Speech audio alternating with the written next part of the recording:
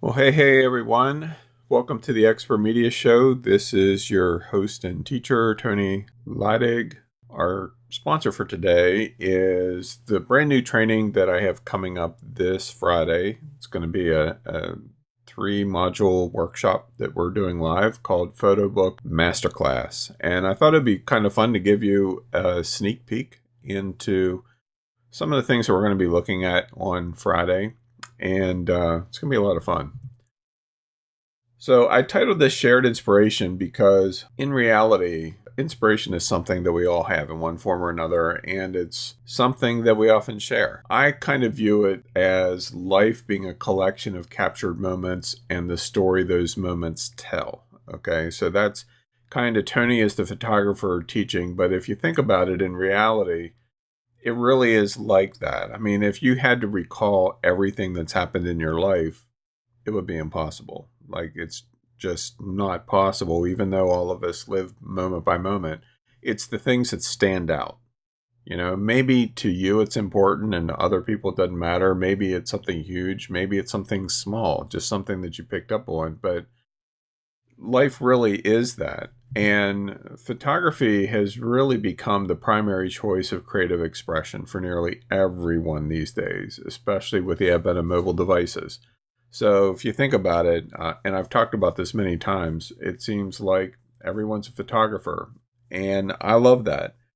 I think it's awesome that anybody can take a picture pretty much at any given time with the camera in their pocket, also known as their cell phone. Everyone really is now a photographer, and that's beautiful.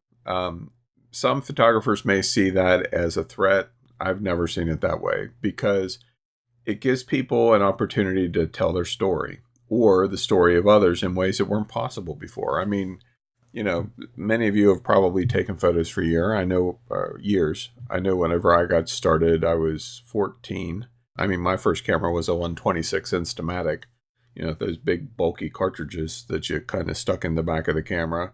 And then I graduated to a 35 millimeter Canon FTB, which was like the most amazing thing ever. I was around 14 or 15 whenever I got that. But still, I mean, you needed film. Film was expensive. And then you had to get it developed, and there were weeks of waiting, in there. And of course, there was no internet. There was no way to share pictures unless you got prints made and you went to a family gathering and you passed them around so everybody could look at them. All of that is different now, and everything has been changed. And of course, there's more to our life stories than just pictures, but we're visual people. And so as a result, we respond well to visual. That's why social media platforms like Instagram, Facebook, and YouTube are proof that telling life stories is alive and well in the 21st century. Like, it's not going anywhere. The way we tell those stories could continue to change and adapt as time goes on with emerging technologies and stuff like that. But at the end of the day, we want to show people what's going on. That's just part of our story. And maybe it's our own pictures. Maybe it's just as simple as sharing images that we can relate to, which is one of the reasons why memes are so popular. It gives people a voice to express how they feel without them having to come out and express it themselves. It's still a form of storytelling. And of course, all of that can be used in a number of different ways. But while you're scrolling through social media and you see the captured moments of others, it's certainly enjoyable. I mean, I like it. I spend a fair amount of time on Facebook and more and more time on Instagram and YouTube. It's really awesome to see what other people are up to. I love it, especially, for you guys, my subscribers and customers. I like seeing what you're up to and what you're checking out and exploring and experiencing and all of that. It's fun. I get to live vicariously through your profile. And I'm sure many of you do the same thing, but it's still not quite the same thing as holding a beautifully designed book in your hands. And up until the last few years, the idea of us having printed books that featured our artwork, our photography, pictures that we took ourselves that tell those stories that we're sharing on social media and all of that, it was challenging, and expensive and really not easy to do. A lot of that has changed. And I find it incredibly exciting because I, of course, have been a book designer for years. And so some would say that that gives me a unique advantage. But in reality, with the tools that are available to us now, anybody can create them. Being able to hold those pictures really is why everyone should create photo books. Now, we're going to discover here in a minute that I'm not just talking about like collections of photos that we take on a regular basis. Like there's a lot of different types of photo books. And this is one of the points that I really want to get across here is that I'm not just talking about a photography portfolio, which is whenever we think of photo book, we'll think coffee table book. And then it's just like some dude that you may or may not have ever heard of before, or some, a woman who obviously is a photographer and she's good at what she does, and here's a collection of her work. So that is certainly one type of photo book. But it isn't the only kind of photo book. My definition of photo book is much, much broader. Basically, not quite as broad as any book with photos in it, but pretty close. Okay. And so it takes on a lot of different forms. Now, I buy a lot of books. I'm a book junkie. I don't know. I like learning. I like researching. I like looking at pretty pictures. And so photo books really can be a portfolio. And I encourage you, especially if you do any kind of photography at all, or even art, painting or whatever, doesn't have to be photos, quote unquote. I'd really encourage you to put one together. There's something magical about holding a book, physical book, in your hand that is your pictures.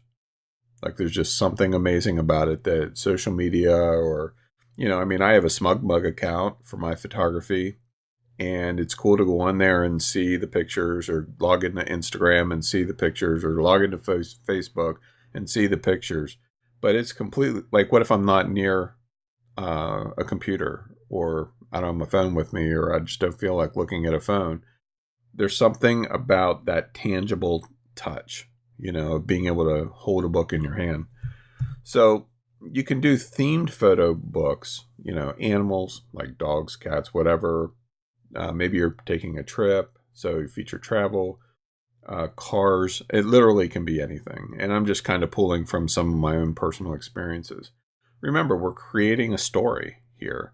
Okay. Like another great example is weddings and special occasions. Now, a lot of wedding photographers will put together books for their bride and groom, as part of their package or whatever. But even special occasions, like birthdays. I mean, how cool would it be to collect together, if you have children, to collect together the birthday celebration pictures of your child's birthday every year, like for the first 10 years of their life or for their entire life or whatever, and have it in a book. Another great example are how-to and DIY books. Like, we wouldn't necessarily think of them as coffee table books, and I wouldn't consider them as coffee table books, but they're certainly photo books. I have several of these that I've been going through right now because, as I mentioned in my one email the other day, Kristen and I have this space behind our house, like between the play space and our house, and we want to turn it into an entertainment area. So like build a patio and a deck and an outdoor kitchen and all that kind of stuff. I have a couple really cool DIY books on creating backyard living spaces or gardens and those kinds of things, or outdoor kitchens. One is specifically on outdoor kitchens. They have descriptions and even have how-tos to like build retainer walls and all that kind of stuff, which is fine. That's what contractors are for. Like, I'm not going to build a retainer wall. I love flipping through them just to look at the photos or the illustrations. I find it incredibly inspiring, which is why I've titled today's session Shared Inspiration, because whoever created that is sharing their inspiration for creating a backyard place. Well, we can do that same kind of thing, especially if you have specific interests, hobbies or whatever, because your interest in hobbies are going to be different than somebody else's. And so taking photos, showcasing how you do X, Y, Z can be incredibly inspiring to somebody. One of our good friends, Kara Bevan, who you may not know her name, but you've certainly seen her work. She's the one that sculpted all of our dinosaurs, she sculpted 3 dinosaurs for me, but then all of our dragons and turtles and stuff like that. She works with clay and gourds. She's actually gaining a lot of uh, popularity and renown and all that kind of stuff with galleries and everything, billboards featuring her work and all of that.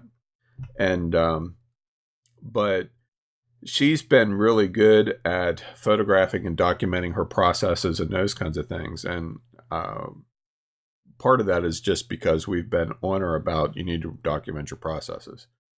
And we had her here one time to teach on how to make little dragons and stuff. But looking at her photos, which she hasn't collected into a book yet, it's something I want to encourage her to do, are incredibly inspiring. Not that I necessarily want to get into sculpting with gourds, which she just uses as a foundation, but it certainly inspired me to sculpt. And in this case, these kind of books, how-tos, the story that you're telling is, here's how to change a boring space behind your house into a gorgeous looking patio area or whatever. Using my example, I mean, how-tos can be on anything. Recipe books, right? We wouldn't normally think about recipe books as photo books, but what are recipe books full of? Photos of the recipes that you're making, right? And so we could read down through ingredient lists, like a book of just ingredient lists and think, oh, it sort of sounds yummy. But when we see those photos of the chocolate-filled chocolate cookies with chocolate sprinkles or whatever the case may be, fill in the blank for your popular recipes. Whenever we see those photos, that's like, oh my God, I need this in my life. Look at that pizza, And then it's like, what's in this thing? Then we read the recipe, right? But we're inspired by the photos. And very often that's the case.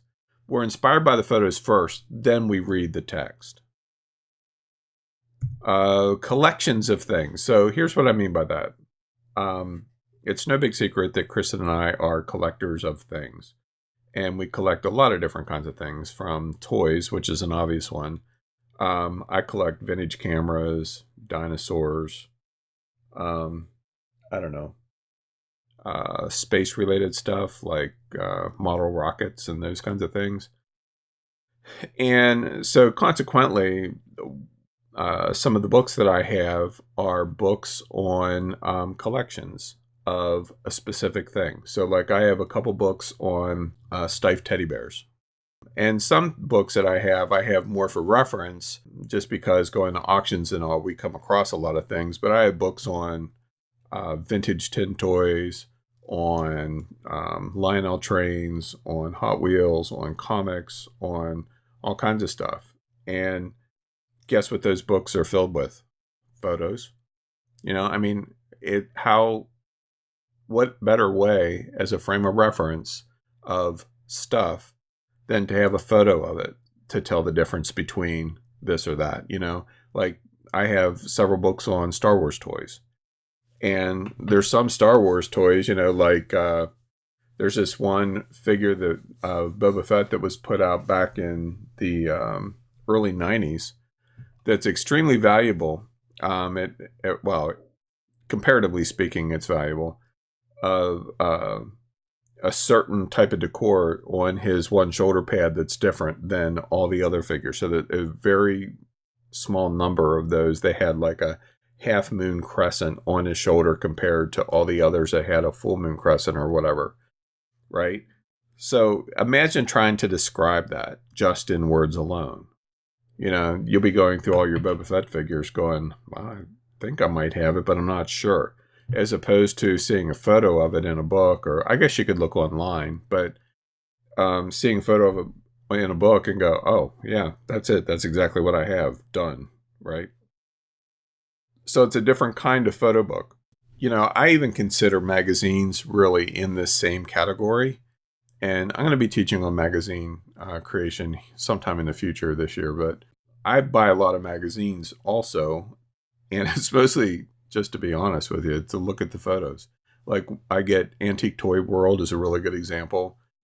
all that it is essentially is a collection of advertisements for upcoming toy auctions. Man, some of the toys that they have in there, like old classic toys that sell for 5, 6 figures in some cases, it's likely that you or I would never see them in a regular auction. But again, you can't find what you don't know to look for. And so I see it as a reference that I can go through and say, okay, so that's really cool. I didn't even know something like that existed. I'm going to have to keep my eyes open. So now if I come across a certain type of toy, like I'll give you an example. I had read an article a while back on a certain type of car. It's a cast iron car with rubber tires that was made, back in the 20s or 30s. And so I came across one at an auction, but it seemed new, like it was really new. And these are old. And so I thought this might be a reproduction. I'm not sure, but the price was so tempting that I decided to buy it anyway, just on a hunch that maybe it wasn't a reproduction, maybe, it was something else. So I started researching it, and I discovered that this $20 car that I bought was actually a salesman's sample. And there was a very small amount of them made, and that's why it looked new, because it had never been sold in a store. It had never been played with.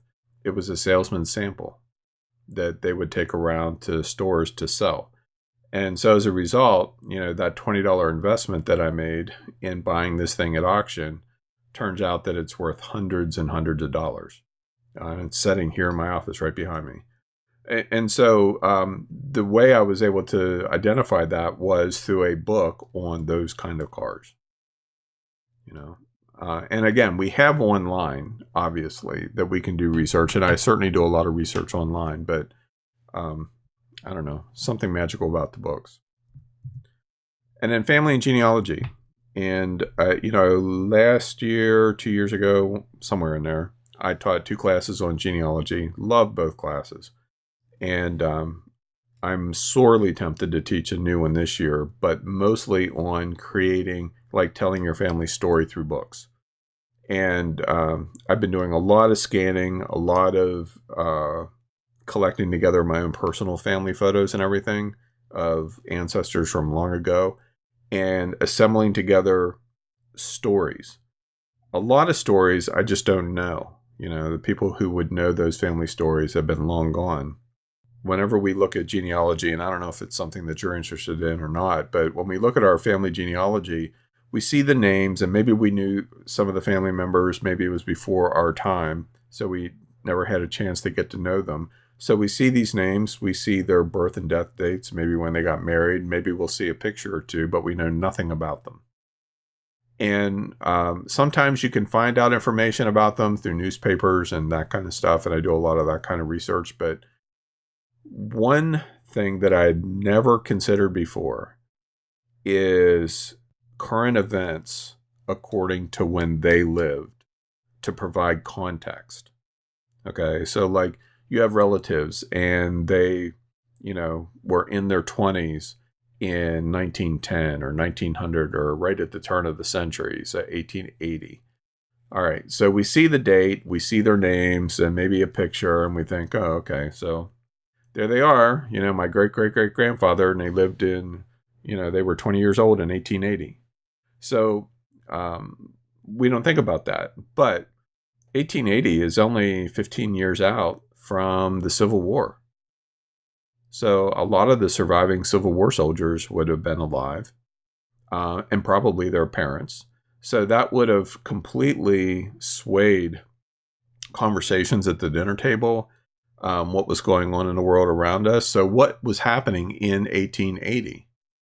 So whenever you start looking at history in your area, in your region, in my case here in Pennsylvania, it starts to tell a story about your family and what they would have been exposed to compared to how things are today. Because it's very easy to look at our family history and homogenize it because we have no frame of reference. But whenever you start to bring those stories in with the pictures, now all of a sudden they take on new meaning. And so whenever you put that context in there, it completely changes everything. And I love that. here's one example of a book that I did a while back. There was a Mexican cultural festival in DC, and I went down to photograph it. And I was working on a proposal for the Mexican government to photograph tequila, which ultimately ended up not happening, which I was extremely disappointed in. Having the chance to photograph 1,500 different brands of tequila just sounded like a good time to me. So anyways, this is the cover. Not very sexy, but it is what it is.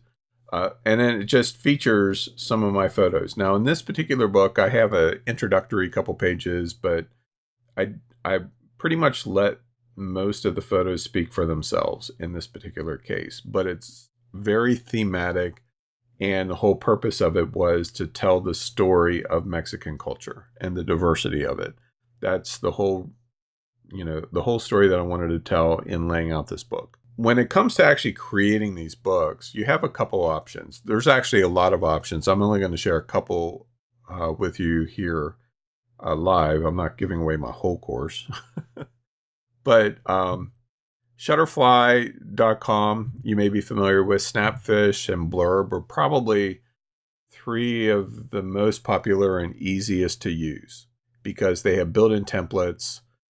Blurb has a software, I'm going to mention it in the next slide. It's called Bookwrite that you can download. I think they have an online version as well. Again, template driven. So literally drag and drop your photos into the templates and done. They have blocks for text if you want to add text. They have graphic design elements if you want to include those. And as I mentioned earlier, there's a lot of photos and illustrations in the public domain. So you're not just locked into putting together collections of your own stuff. So here's two other books. These are both my photos, but they're very thematic. Sexy Classic Cars was actually kind of a personal healing project for me because I'd gotten away from photography for a long time, and then I just needed to get away because of a lot of personal crap that was going on. And I decided to go down to Cherokee, North Carolina, and it just so happened that they were having a car show down there. And I just bought a new lens for my Canon and decided I'm going to use this lens. It was a 85 millimeter 1.8, and said I was going to test drive this lens photographing cars, something I never did before.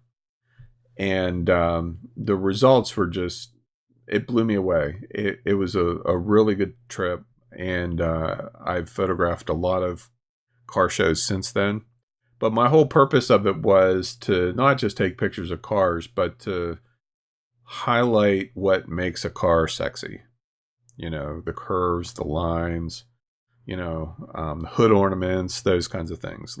So that somebody who appreciates classic cars sees a certain something in the photo and go, oh my gosh, that's a XYZ, that's a 64 Mustang or whatever. And so that was the whole premise of the book, was to really assemble together those photos. And it kind of pulled me off of the brink of Crazyville and gave me some purpose again in shooting those photos. The ones on the book on the right came from another obsession of mine, which I still do.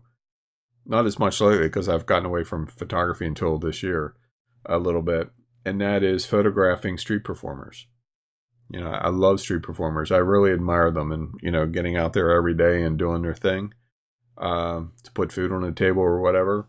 I just admire that. And so I've traveled all over the country photographing street performers, from Madison, Wisconsin to, Austin, Texas, and Chattanooga, and Nashville, and Savannah, Georgia, and Charleston, New York City.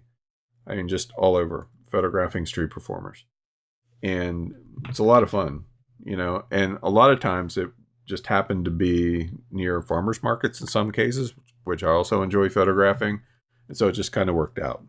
I'm very much a photograph based on a theme kind of person, which is why my current photo theme is called Daily Muse. And I decided to take that approach. It's whatever inspires me in the day. So it could literally be anything. I mean, I focused on just trees or just skies or whatever, but this current series I'm enjoying because it literally could be anything. So there's also a lot of amazing, easy to use design tools. You have the templates on the sites that I shared, but if you want to make your own pages or whatever apart from those templates, there's some cool tools that allow you to do that as well. Bookwrite, I mentioned, they have quite a number of built-in templates from blurb.com. Canva.com also has tons and tons of great looking templates that you can use, and then just export those pages out as PDFs and assemble them together into a book. I never really considered PicMonkey as a viable option for much of anything. I thought it was just one of those stupid programs that, teenagers use to put smiley faces and stupid graphics on their photographs. And I mean, there's some bits and pieces of what they offer that I would never use in a million years, but there's a lot of functional templates and designs and those kinds of things that could work really well in creating photo books. So you also want to consider including related quotes, descriptions, design elements, and all of that kind of stuff together with your photos. Here's a couple older examples from stuff that I've done. So I wanted to put together a sequence related to my sister surviving cancer. And so I had traveled with her on her last day of chemo, which has been 6 or 7 years ago now. And she's still cancer-free, thankfully. And so her last day of chemo, I went and photographed her. And it was incredibly challenging. I mean, I just had to disconnect my emotions from doing the job, so to speak. And so I didn't really use much as far as type goes, other than just having a little descriptor. But you'll notice that rather than just having a picture slapped onto a page, I have that, but then smaller pictures that were part of that series, like her dealing and thinking through the emotion of what she had endured. All the nurses gathering around her to congratulate her final day of chemo. Sorry, still emotional. But it was just a really great experience and a great way of expressing that story. On the right is a photo that I took in the Smokies years ago. And so I have this blessing, may the great spirit's blessings always be with you.